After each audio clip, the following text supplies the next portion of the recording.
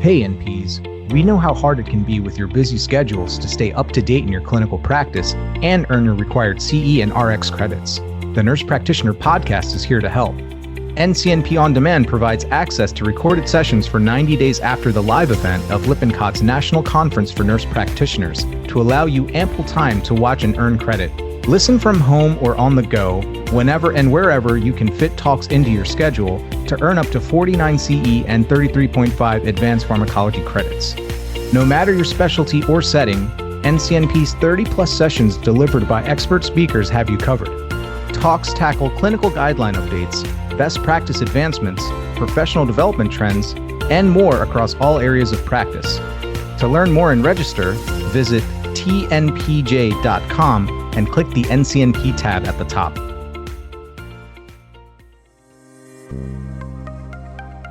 In this episode of the Nurse Practitioner Podcast, Dr. Carrie A. Milner and Dr. Ellen Fineout Overholt discuss common questions students have about project implementation planning, Part 2.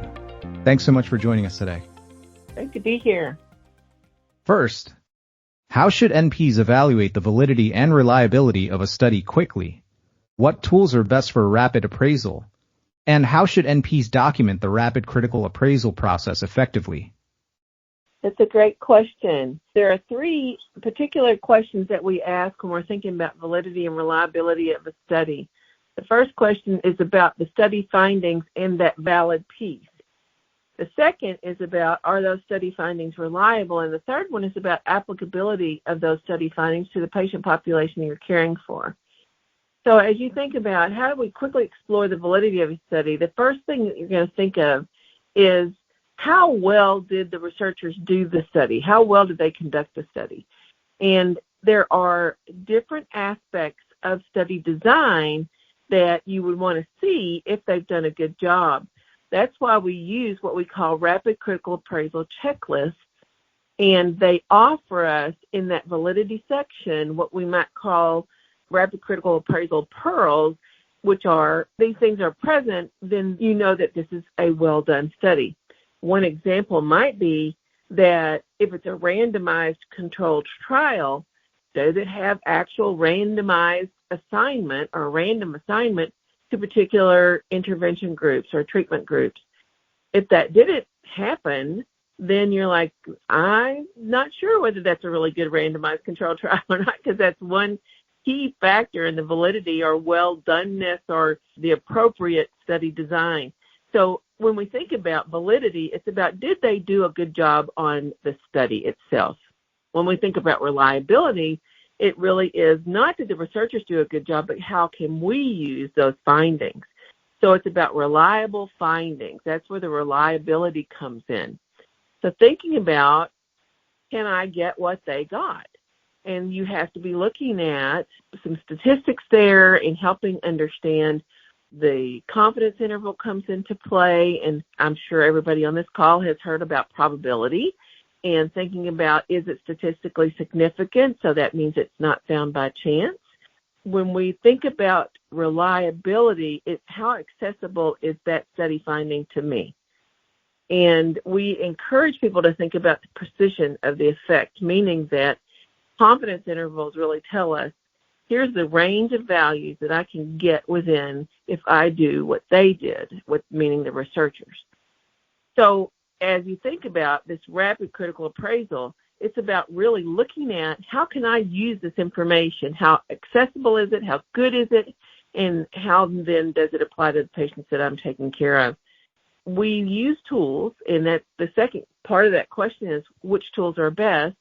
And the way you would look at whether a tool is usable for you or not is, number one, is it a simply constructed tool? There are myriad of tools out there to pull from.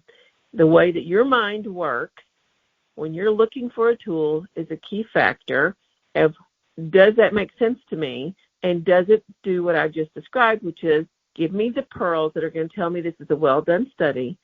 Is it helping me with thinking about what the statistics are that I need to know about precision of the effect?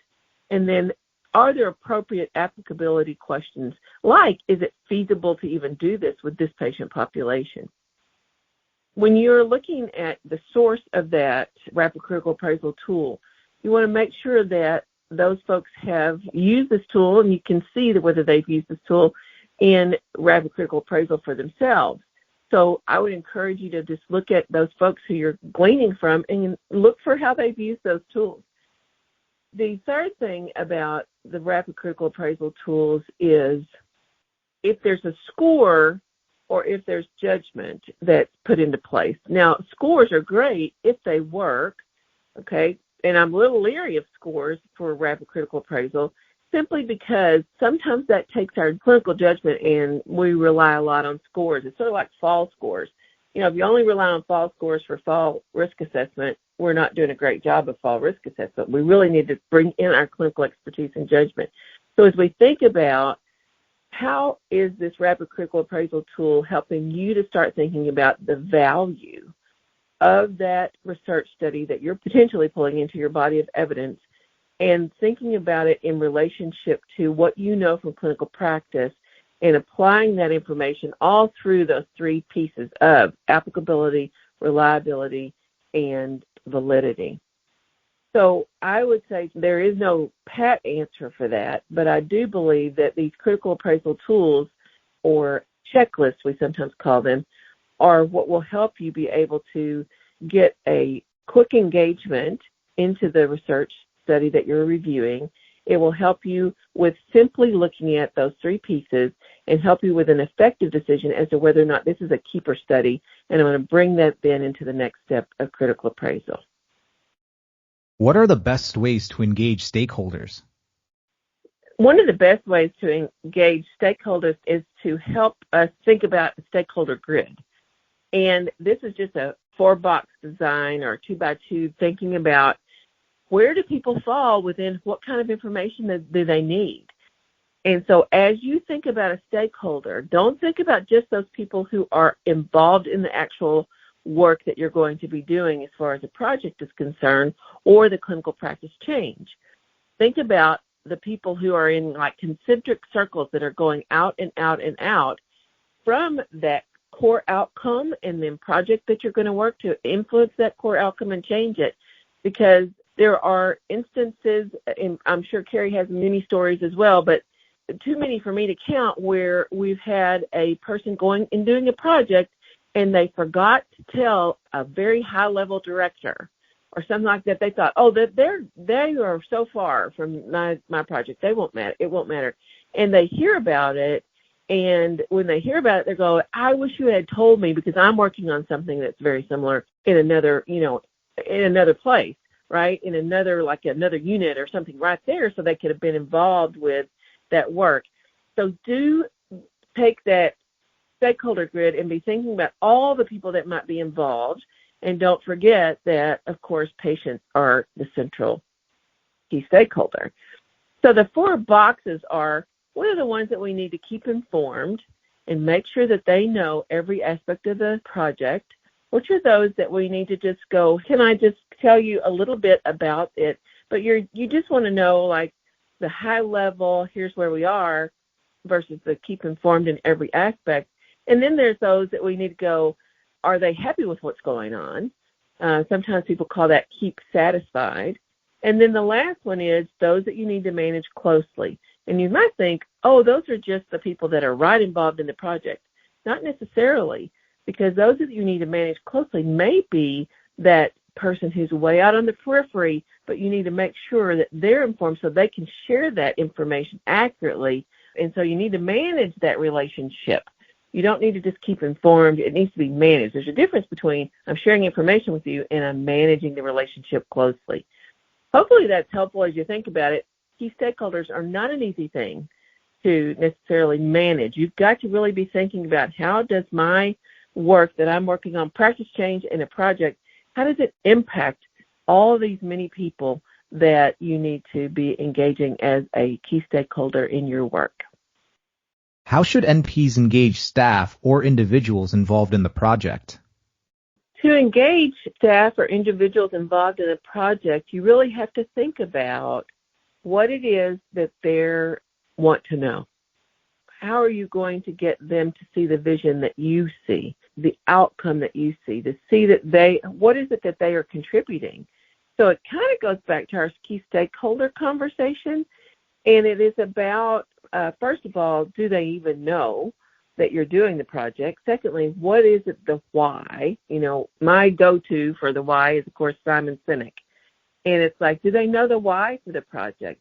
And that piece of engagement is helping them understand the difference that they will make in the work, and the difference that they will make not only with just the outcome, but with the process, and helping changing current state to that desired state that you're going to be able to consistently and sustainably bring about that outcome as the new way of working and new outcome that we're going to be achieving. So I would just offer that there is, again, I wouldn't say there's one answer for this. It is about who are the staff and individuals you want involved in the project, what role do they play, what is their understanding of your why, and how can you best help them see where they're going to contribute. What resources and support will NPs need to complete their project? That's a great question. As you think about when we're doing a project and planning for a project, we don't always think about the resources we'll need. I would encourage every nurse practitioner to think about the tools that they're using for planning, such as a key driver diagram, and looking at your current state process map and thinking about, how do I know what current state is and what resources are going into that are getting you the current outcome that's not meeting benchmark or falling below the acceptable metric, and then thinking about, what do I need to do to get that to the place? And the evidence should tell us also some information about what resources are needed. That's always going to be translated into your environment and what you have available to you to use for implementation. But it's really starting to look at and making sense of, here are the things I want to do. And on your key driver diagram, that's where you have all of the things you're going to do. And then you think about, okay, I really need another resource grid, if you will, or table or some way to say, for this intervention, what are the things that I need to bring this to fruition? And so you take every intervention that you're going to do to get you to achieve your goal, and then speak to those particular resources that you're going to need, and what support. It's a key question. What is the leadership support that you're going to need, and what is your key stakeholder support that may not be leaders, but there are other folks that are going to be involved?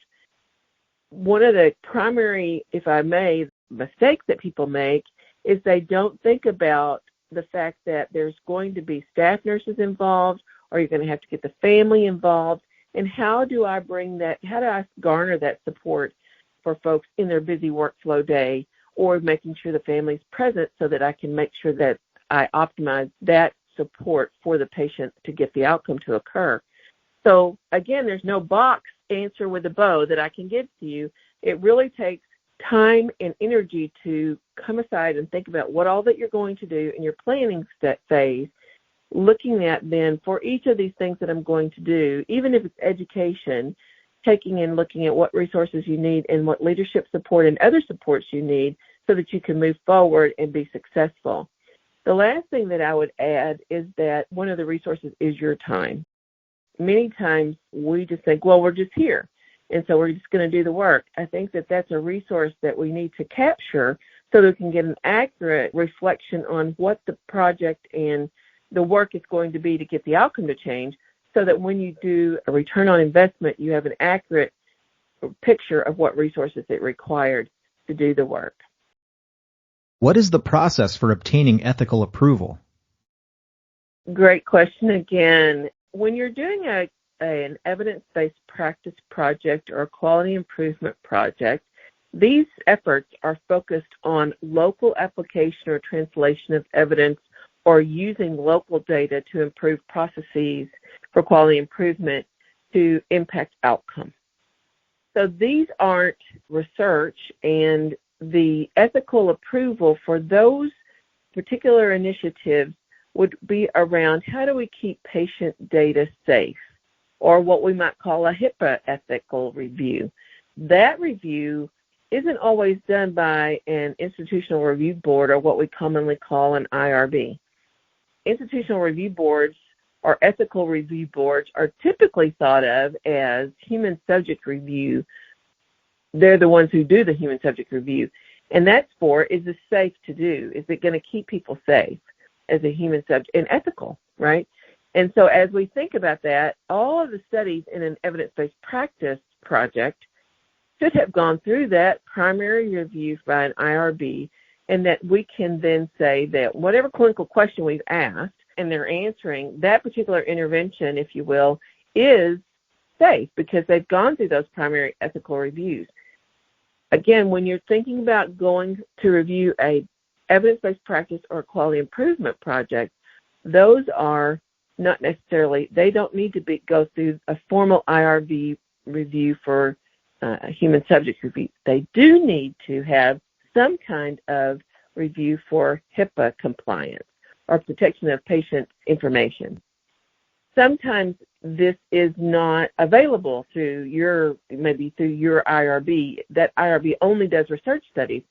So in this instance, it behooves the nurse practitioner and colleagues to figure out a way to establish an ethical review for HIPAA compliance within their own entity. Sometimes that's a hospital or a primary care clinic, that they would review all these kinds of projects to make sure that patient information is going to be safely and confidentially kept, and there will be no breach in that. The other thing that I think is important to consider when you're thinking about this is having somehow that is documented so that you can establish that this project went through an ethical review and made sure that it was compliant with HIPAA regulations. And then that would be used if you happen to go to publish this so that the journal would know that you did have an ethical review when you're getting ready to do your project. How should NPs choose a model for implementation and why?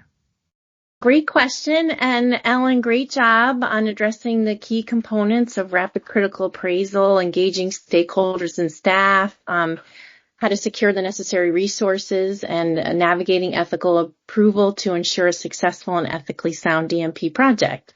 So keeping with the theme of implementation planning is selecting a model to guide the project implementation. And in my experience in working with DNP students for many years, this is a challenging part of the project. And also what I've read in the literature is that DNP students select their model based on familiarity. They can also maybe have read the model in studies that appear in their body of evidence or quality improvement projects that they've read and included in their body of evidence. They also may see the model being used in their clinical setting. And lastly, I think a common one is that their DNP project advisor recommends it. The key thing is that there are so many knowledge and evidence transformation models out there. So that's what makes it so confusing. But the thing is if you're going to use a model, you need to use the model, and that's where variation happens. So DNP students should start with identifying the purpose to address a clinical problem by translating evidence into practice and evaluating the impact of the practice change on outcomes, or to identify a gap or inefficiency in a process, or you may not be meeting benchmarks and you're looking to the evidence to address this clinical problem, and then you make a change and evaluate. So if you're using that structure, you're making a practice change based on a clinical problem, you're using evidence from the literature to answer a clinical question, and then you're translating that evidence into practice. All of those things that I just said are consistent with EBP and quality improvement. So those are the types of models that DNP students should be looking at to guide their project implementation. So some commonly used models that I've seen in DNP project implementation are the Advancing Research and Clinical Practice Through Close Collaboration model. And delighted that I'm doing this podcast with one of the creators, Ellen Fineout overall of that model, and then Bern Melnick. This model provides a structured framework for translating evidence into practice and addressing barriers to evidence-based practice within clinical settings. Another model that I've seen used a lot is the Iowa model of evidence-based practice. This is Cullen and colleagues who have developed this one. It guides EBP projects focused on clinical practice improvements. Another popular one is the model for improvement. And in my experience, students gravitate to this one because within it, it has PDSA cycle.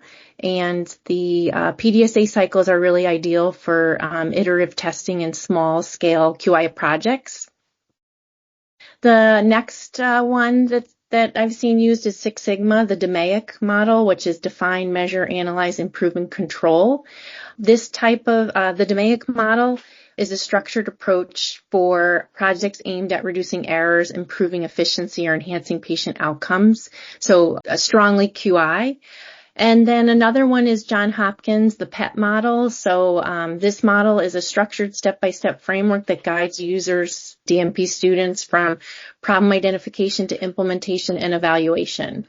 So any of these, plus please know there are so many more, but the most important thing is that the student selects a model based on the purpose, and the model is used so that you have a structured approach. It ensures that the project follows a logical sequence. And by following a logical sequence, that's going to enhance the likelihood of success. You want a model because it guides data collection and analysis. It helps define what outcomes to measure, how to evaluate them. These implementation models also facilitate stakeholder engagement, because it provides a shared language and a framework that people, can easily read and follow. And it also enhances reproducibility and scalability. So a well-documented implementation plan using an implementation model outlines what's to be done at every single step.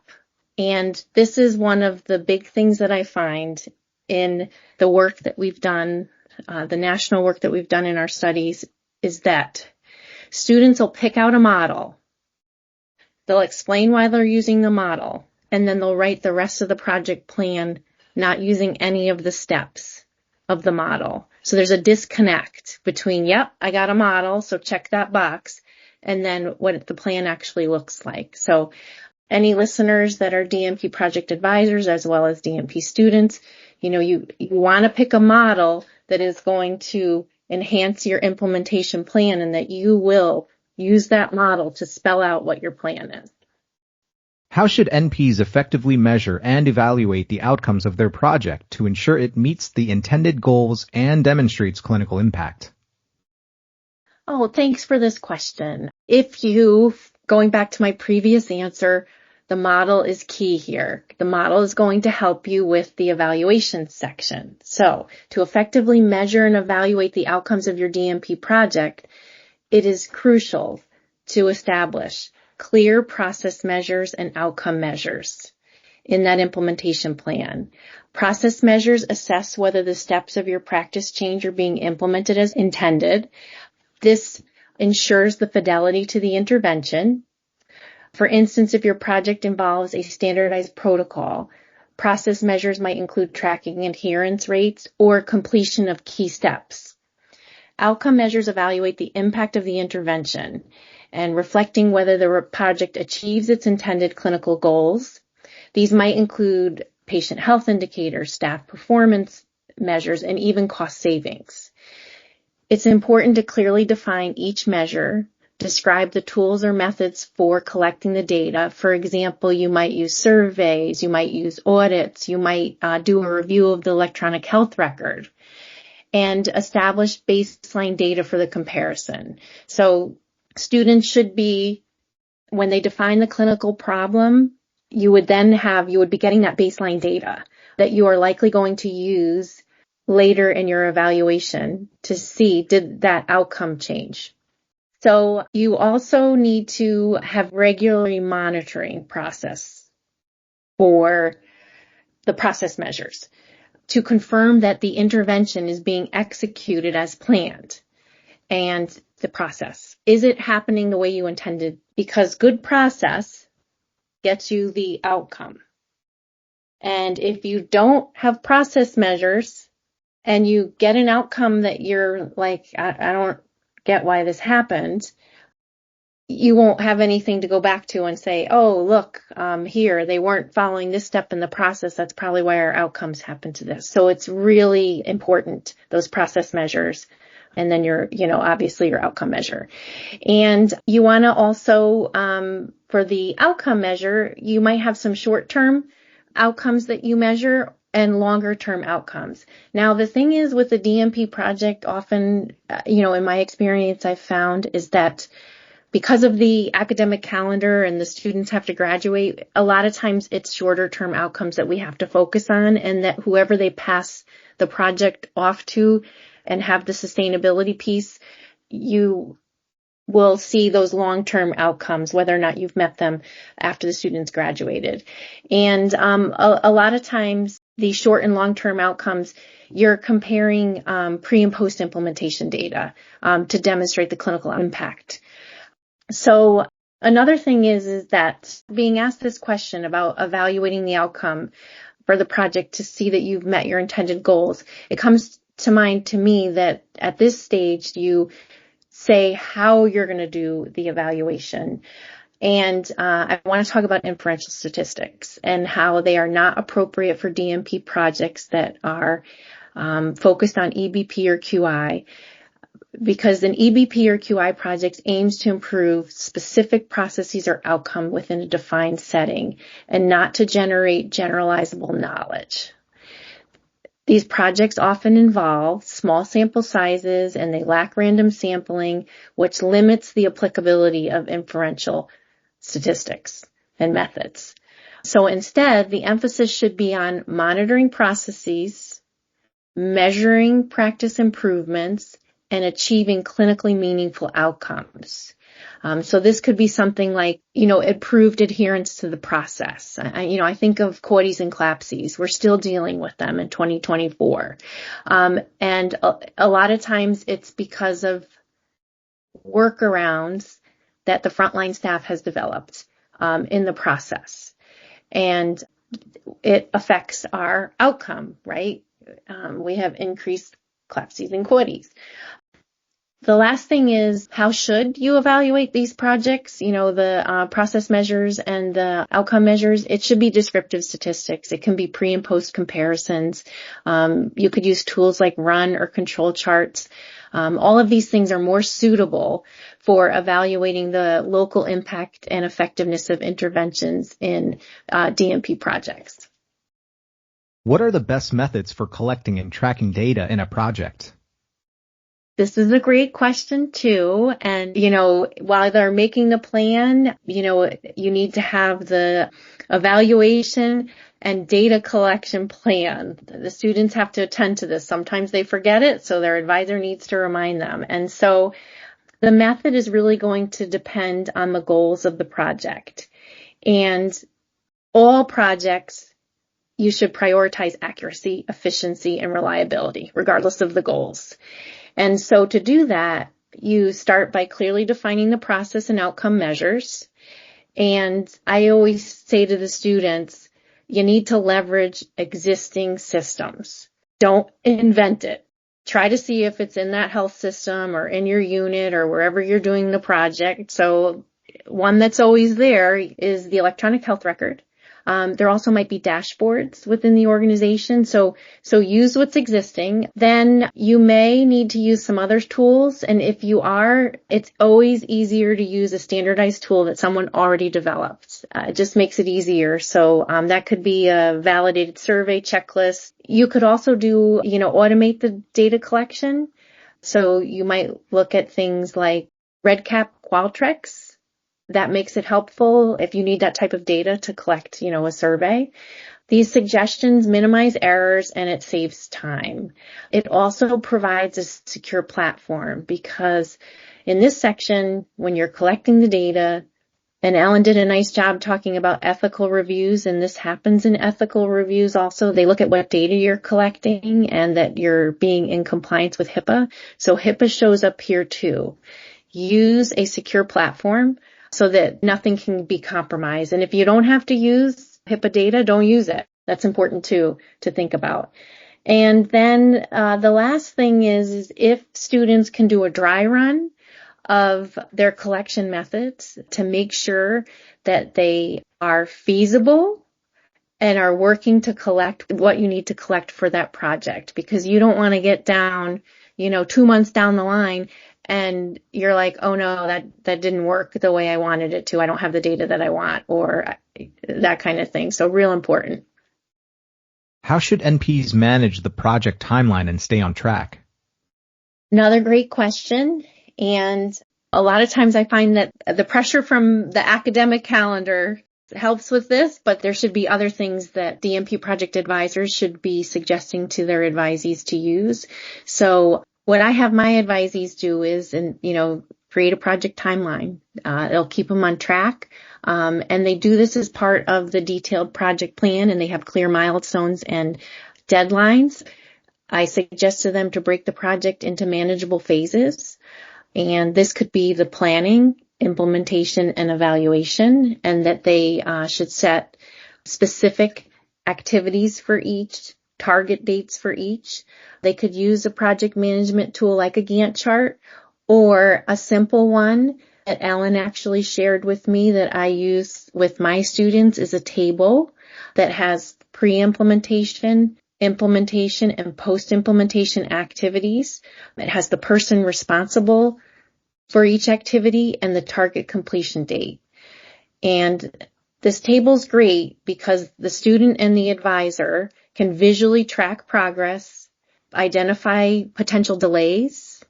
You can build in regular assessment of student progress against the timeline. You can adjust it as needed.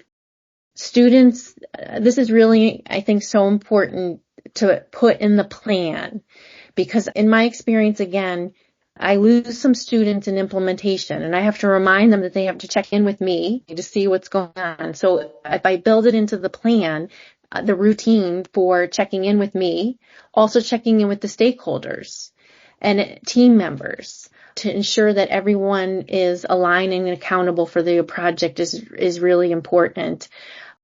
And then finally, in that project timeline, they need to build in buffers for unforeseen issues, because we're on a time crunch for having them graduate on time. So building in that buffer will help with, if there's anything unexpected that comes up, they'll still be able to meet that graduation date.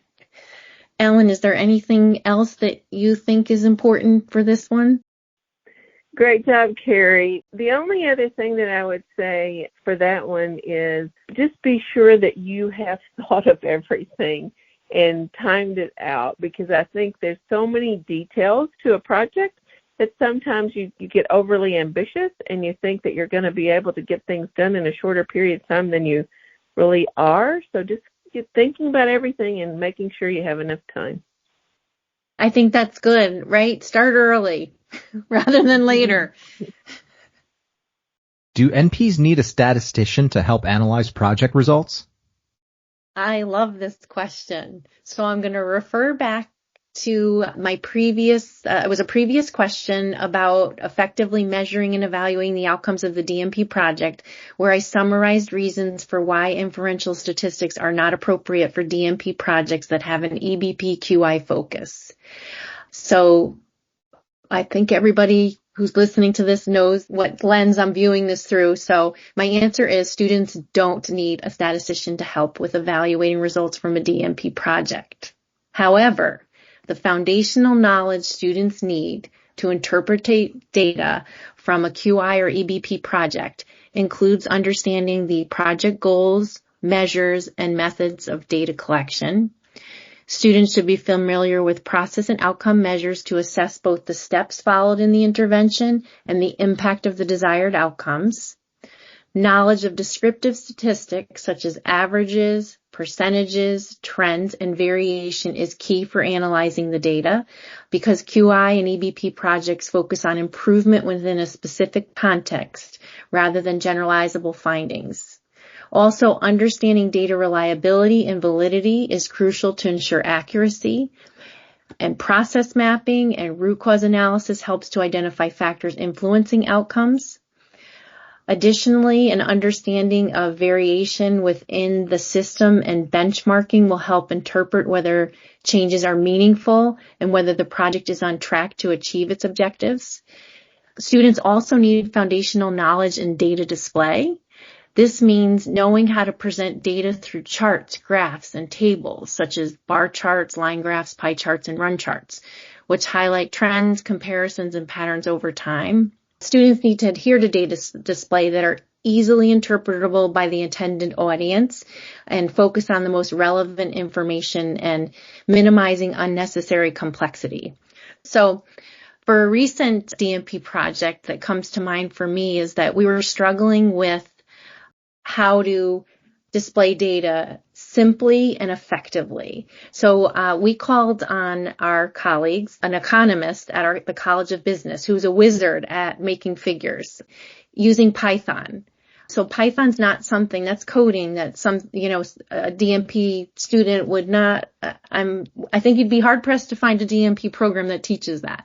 So it was great to collaborate with this economist from the College of Business because they helped the DNP student create a combination line and bar graph so that the results of monthly push notification usage by nurse and surgeon for each OR, first case on time starts, were in the display, and that you could see when nurse usage went up in certain ORs, the first case on time starts went up, and it's all in one graph, and they did a beautiful job, and a picture tells 1,000 words, and so it just did that. How should NPs identify and mitigate potential barriers to project implementation, and what are best practices for project implementation? So for this one, I'll answer first how you mitigate potential barriers to project implementation. So you should do this. You start it by conducting a thorough assessment of the environment, stakeholders, and the processes involved. And, earlier Ellen talked about stakeholder analysis. In that, when you do that stakeholder analysis, often it'll give you clues to the environment, and it may or may not to the process. The process, you might have to do a specific process map, have other people look at it to confirm that this is the current process, that kind of thing. But it's really important to get that stuff down and then look for barriers in those areas. So some of the common things that I've seen in the projects that I've advised: staff resistance, lack of training, and resource limitations. And so those are the barriers that are identified. So then what you need to do is engage, stakeholders early to understand their concerns and challenges. And so then you could identify the barriers early and have some type of plan to mitigate them. As mentioned before, the stakeholder analysis, SWOT analysis is another, strengths, weaknesses, opportunities, threats, so that you can pinpoint internal and external factors that may slow your progress in your project. And all of these collectively help you to identify the barriers and then develop a plan to address them. So, for example, for resource issues, you may consider reallocating support or securing additional resources. For staff resistance, a key thing is to involve stakeholders in the process early on. If possible, have them be involved in the decision making or some of the decision making, and also early on disseminate or show them or discuss how or communicate the benefits of the project. Usually that engages people when they know, how will I benefit? How will my patients benefit? And you'll engage them that way. Training. So offer adequate training so staff feel confident with the new process that they have to do. Offer the training in different formats, because different, time may be an issue. So you might have an online one and you might have an in-person one. For systems issues, if it's like a workflow inefficiency, you could perhaps focus on either redesigning the process, or there might be some technology that could streamline it. And The other thing is often students, they put in their plan potential barriers. They have ideas for how they're going to mitigate them if they do happen. And they miss that they need to continue monitoring the project for any new barriers. And they have to be flexible in identifying and adjusting. And so lastly, it's so important for this particular question is regular communication with the team, with the faculty advisor, to ensure successful implementation, because actual barriers are what derail DNP projects and you don't get the outcomes that you're looking for. So now moving into what are best practices for project implementation. This goes back to, it starts with the goals of the DNP project. And so the goals need to be specific, measurable, achievable, realistic, and time-bound. If you don't start there, implementation can be a challenge, and getting the outcome that you want can be a challenge. And similar to my answer for mitigating potential barriers, you want to engage stakeholders early, keep them involved throughout the project to ensure strong support. It's important to maintain fidelity to the intervention by implementing it consistently, and track progress through reliable data collection using both process and outcome measures. Strong leadership is key. So you want to foster collaboration within your team with regular communications and check-ins to stay on track. And evaluation should be ongoing. And this helps with if you need to adjust, if it's not working out.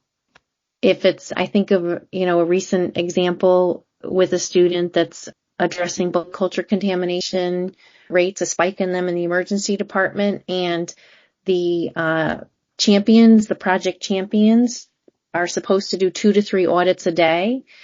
And, within the first week, the project champions are finding that because they have no time, the volume in the emergency department and the acuity of what's coming into the emergency department is very high, that they were able to get 2 audits for the whole week. So that means that the student has to adjust and find a different way or find different resources to get the audits done.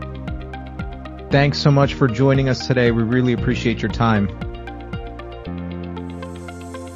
For more great content from the nurse practitioner, be sure to visit us online at tnpj.com for the latest NCPD articles, columns, and much more.